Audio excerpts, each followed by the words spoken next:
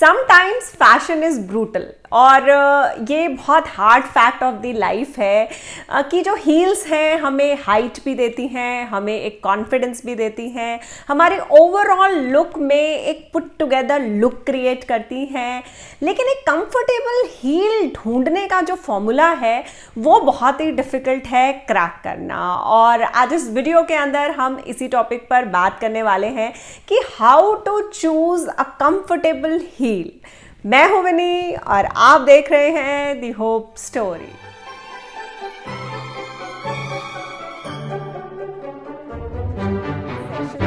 तो मेरे 1-on-1 sessions में तो हम क्लाइंट की हेल्प करते ही हैं एक कंफर्टेबल हील ढूंढने में। लेकिन आज इस वीडियो को बनाते वक्त मेरे दिमाग में सिर्फ यही बात है कि मैं आप सब लोगों को एक फॉर्मूला जो है सिखा सकूं एक कंफर्टेबल हील ढूंढने का, और आपको बता सकूं कि वो कौन से इंपॉर्टेंट फैक्टर्स हैं जो आपको ध्यान में रखने चाहिए किसी भी फुटवेयर को ढूंढते हुए। You should always know your exact foot size. आपको हमेशा अपना जो फुट साइज है बिल्कुल करेक्टली पता होना चाहिए। आपको पता होना चाहिए कि आपका यूरोपियन फुट साइज क्या है, यूके साइज क्या है और यूएस साइज क्या है। जब भी आपको अपना एग्जैक्ट साइज पता होता है तो ऑनलाइन परचेजिंग तो आसान हो ही जाती है फुटवेयर की, साथ ही साथ आप फुटवेयर लेने में कम गलतियां करते हैं। आई नो कि ब्रांड के साथ साथ कितनी बार साइजेस जो हैं चेंज हो जाते हैं। लाइक अगर एक ब्रांड का आपको 38 साइज आता है तो दूसरे ब्रांड का हो सकता है कि 39 साइज भी आता हो। लेकिन आपको जरूर पता होना चाहिए अपना एग्जैक्ट साइज, सो दैट कि जब आप शॉप पर पहुंचे तो आप एक एग्जैक्ट नंबर दे सके शॉपकीपर को और वो आपको उसके अकॉर्डिंग आपका साइज जो है दिखा सके। और चांसेस बहुत कम होते हैं गलती होने के अगर आपको अपना एग्जैक्ट साइज पता होता है। How to measure your foot, ये सबसे इंपॉर्टेंट चीज़ है और ये सबसे इंपॉर्टेंट फॉर्मूला है जो मैं आपको बताने जा रही हूँ। और इसके बाद 99.9% चांसेस ये हैं कि आप बिल्कुल भी गलत हील नहीं खरीदेंगी, आप अपने लिए कंफर्टेबल हील खरीद पाएंगी। और आपको इस फॉर्मूला को हमेशा यूज़ करना है जब भी आपको कंफ्यूजन हो अपने फुट साइज में। और ऐसा बिल्कुल हो सकता है अगर आप वेट गेन करेंगी या लूज करेंगी कि आपका फुट साइज चेंज हो जाए। तो अगर ऐसे भी किसी ट्रांजिशन पीरियड से आप निकलती हैं, आपके पैरों में स्वेलिंग है या आपको नीज का कोई प्रॉब्लम है, तो आपको अपने फुट को मेजर करते रहना चाहिए टाइम टू टाइम। तो अपने फुट को मेजर करने के लिए आपको सबसे पहले पहननी है बहुत ही थिन सॉक्स। मतलब वो जो सॉक्स है मोटी नहीं होनी चाहिए। जितनी थिन सॉक्स आप पहनेंगी उतना एग्जैक्ट साइज आप जो है निकाल पाएंगी। आप ये भी सोच सकती हैं कि हम बेयर फुट इसको क्यों नहीं कर सकते हैं। बेयर फुट जब हम करते हैं मेजरमेंट तो स्लाइटली चांसेस बढ़ जाते हैं गलती होने के, क्योंकि जब भी हम फुटवेयर पहनते हैं तो हमारा जो पैरों की शेप है वो फुटवेयर के अकॉर्डिंग चेंज हो जाती है। तो इसलिए बेटर रहता है अगर आप बिल्कुल थिन सॉक्स पहन के अपने फुट को मेजर करेंगे। और सॉक्स को पहनने के बाद अब आपको लेना है एक वाइट प्लेन पेपर। आप ब्राउन पेपर भी ले सकती हैं। आपको पेपर एक ऐसा लेना है जो प्लेन हो और जिसमें पेन या पेंसिल जो है वो नजर आए। अब जमीन पर इस पेपर को रखने के बाद आपको अपने पैर को इस पेपर के ऊपर रखना है और पेन या पेंसिल की मदद से एक आउटलाइन है जो बनानी है अपने पैरों की शेप की। ऐसा करने से आपको दो फायदे होंगे। पहली बात, आपको सामने अब नजर आएगी अपने पैरों की शेप। बहुत लोगों को अपने पैरों की शेप का कंफ्यूजन भी होता है कि जो उनके पैर हैं आगे से वाइड हैं या नहीं है या पीछे से पतले हैं। तो शेप पता चलने से भी हमें काफी फायदे होते हैं जो कि मैं आगे आपको वीडियो में बताऊंगी। और दूसरा फायदा ये है कि अब हमें एक मेजरमेंट जो है मिल गया है और अब हम इस आउटलाइन को मेजर करेंगे जो कि हमारा फुट साइज बताने में हमारी हेल्प करेगी। तो जिस तरीके से मैं अब इसको मेजर कर रही हूं, तो आप कोई इंची टेप ले सकते हैं, आप कोई स्केल ले सकते हैं, आप किसी चीज से भी मेजर कर सकते हैं। अब आपको अपने फुट को मेजर करना है टॉप से एंड तक। और अब आपको मिल जाएगा एक मेजरमेंट। जैसे मेरा जो मेजरमेंट आता है, अगर मैं इंचेस में बात करूं तो वो आता है 9.5 इंचेस। और अब इस लेंथ को जो 9.5 मुझे लेंथ मिली है, मैं इसको डिवाइड करूंगी 7 से, और 7 से डिवाइड करने के बाद मुझे मिलता है ये नंबर जो कि है 1.35। आप इसे 1.25 इंच से ज्यादा और 1.5 इंच से कम कह सकते हैं। ये मेजरमेंट आपकी हाइट के अकॉर्डिंग जो है चेंज होता जाता है, क्योंकि ज्यादातर जो लोग लंबे होते हैं उनका पैरों का साइज ज्यादा होता है। तो जब भी आप अपने पैरों के साइज को, जो इंचेस आपने मेजर किए हैं, उसको डिवाइड करेंगे 7 के साथ, तो नंबर चेंज होता जाएगा। ये मेरा नंबर है, आपका जो नंबर है वो आपको अपने फुट को मेजर करके निकालना है। अब हमें किस तरीके से इस फॉर्मूला को यूज करना है अपनी डेली लाइफ में। ये जो नंबर मेरे सामने आया है, मैं इसको एक रफ नंबर मान लूंगी, यानी कि मैं मान लूंगी इसे 1.5 इंचेस। ज्यादा की तरफ हमें लेना है, कम की तरफ नहीं लेना है। तो जो 1.5 इंचेस की हील है वो मेरे लिए बिल्कुल एप्रोप्रिएट हील है, और अगर मैं उसको सारा दिन पहनूंगी तब भी मुझे अपने पैरों में दर्द नहीं हो सकता है इस फॉर्मूला के अकॉर्डिंग। लेकिन 1.5 जो है वो इतना छोटा नंबर है कि इतनी हील पहनने से मुझे ना तो बहुत ज़्यादा कॉन्फिडेंट फील होगा, ना ही मेरी हाइट जो है बहुत इंक्रीज्ड लगेगी।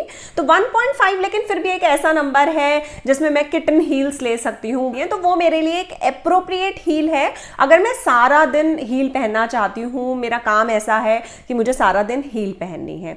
लेकिन अब अगर हमें फॉर्मली हील को खरीदना है किसी इवेंट के लिए, तो आप इस 1.5 जो आपको नंबर मिला है, यानी कि जो मुझे नंबर मिला है, मैं इसको डबल कर दूंगी, तो ये आएगा 3 इंचेस। तो जो ये 3 इंचेस मुझे नंबर मिला है, ये जो हील रहेंगी मेरे को काफी एप्रोप्रिएट रहेंगी 5 to 6 आवर्स पहनने के लिए। ये मुझे एक अच्छी हाइट भी देंगी, कॉन्फिडेंस भी देंगी, एंड ऑब्वियसली मेरी आउटफिट का जो लुक है वो भी बेटर हो जाएगा 3 इंचेस हील को पहनने के बाद।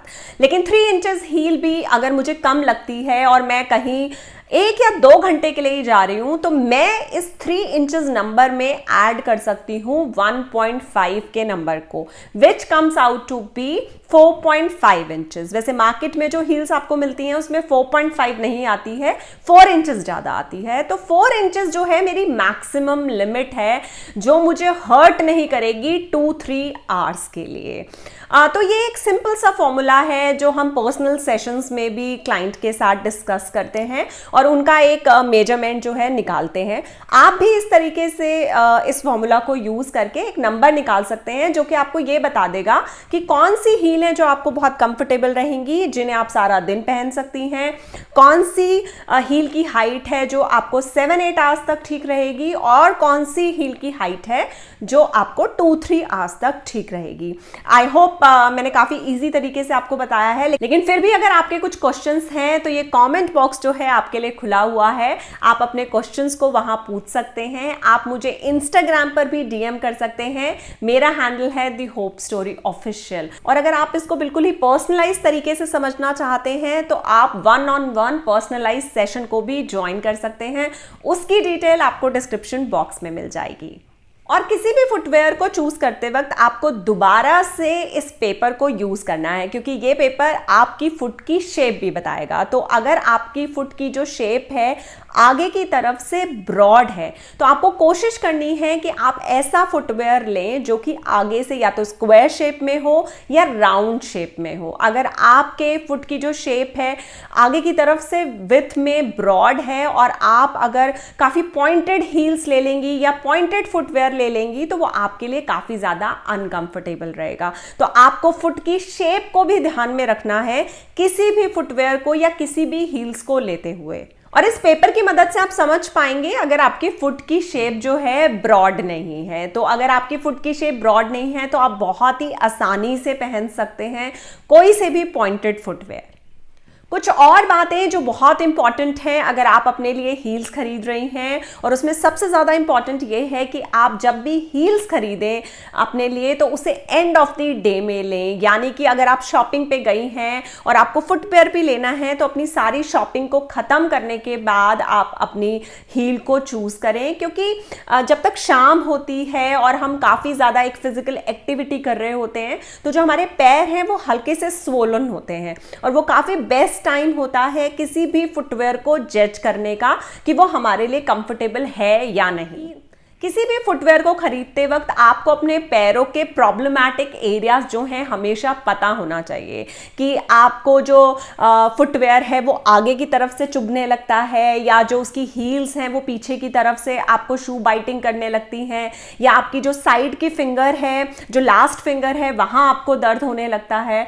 और जब आपको अपना प्रॉब्लमैटिक एरिया पता होता है तो आप उसके अकॉर्डिंग आपको ऑनलाइन बहुत सारे ऐसे पैड्स मिल जाते हैं अलग अलग साइजेस में, जिसे आप प्लेस कर सकते हो अपनी फुटवेयर के अंदर, और जो अपने प्रॉब्लमैटिक एरिया की प्रॉब्लम है उसको रिजॉल्व कर सकते हो। ऐसी कुछ चीज़ों के लिंक्स मैंने आपको डिस्क्रिप्शन बॉक्स में दे दिए हैं, आप वहां से चेकआउट कर सकते हैं, जो आपको हेल्प करती हैं। अगर आप फुटवेयर के अंदर उनको यूज करते हो तो फुटवेयर को जो इस किस्म के पैड्स होते हैं वो काफी ज्यादा कंफर्टेबल बना देते हैं। तो इस किस्म की शू पैडिंग्स को आपको जरूर यूज करना चाहिए अपने फुटवेयर को कंफर्टेबल बनाने के लिए। और खासकर अगर आपको हील्स पहनना बहुत पसंद है तो आजकल मार्केट में आपको बहुत सारी वैरायटी मिल जाएगी जो आपकी अनकंफर्टेबल हील्स को कंफर्टेबल बना सकती है। डेवलप योर हील टॉलरेंस, और इस पॉइंट पर मैंने लोगों को बहुत ज़्यादा गलती करते देखा है। आप पूरे साल जो है एक नॉर्मल सी हील पहनते हैं 1 इंचेस या 2 इंचेस, और बहुत ज़्यादा लोग तो फ्लैट्स पहनते हैं, जुत्तीस पहनते हैं, या ऐसी कुछ सोल्स पहनते हैं जो बहुत ही सॉफ्ट होते हैं। क्रॉक्स भी पहनते हैं लोग ज़्यादा कंफर्टेबल रहने के लिए अगर वो काम पर जाते हैं।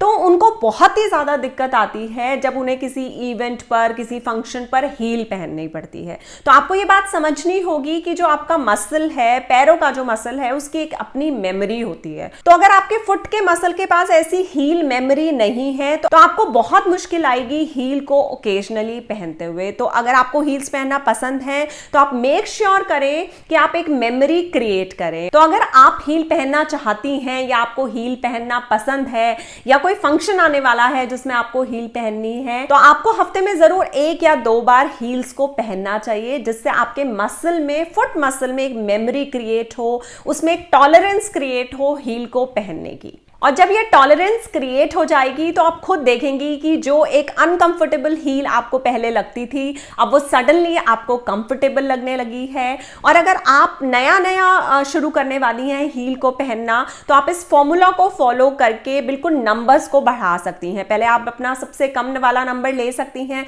जिसमें आप सबसे ज़्यादा कंफर्टेबल रहेंगी, और धीरे धीरे उसको इंक्रीज कर सकती हैं अपने कंफर्ट के अकॉर्डिंग। आई होप मेरा आज का ये वीडियो आपकी मदद करेगा एक कंफर्टेबल हील्स को खरीदने और पहनने में। आपको ये वीडियो कैसा लगा मुझे जरूर बताइएगा कमेंट बॉक्स में। और ये बहुत इंपॉर्टेंट है कि आप इस चैनल को सब्सक्राइब करें मुझे एनकरेज करने के लिए कि मैं ऐसे और वीडियोस बनाऊं। और मैं मिलूंगी आपसे बहुत ही जल्दी नेक्स्ट वीडियो में। Till then keep going and keep growing.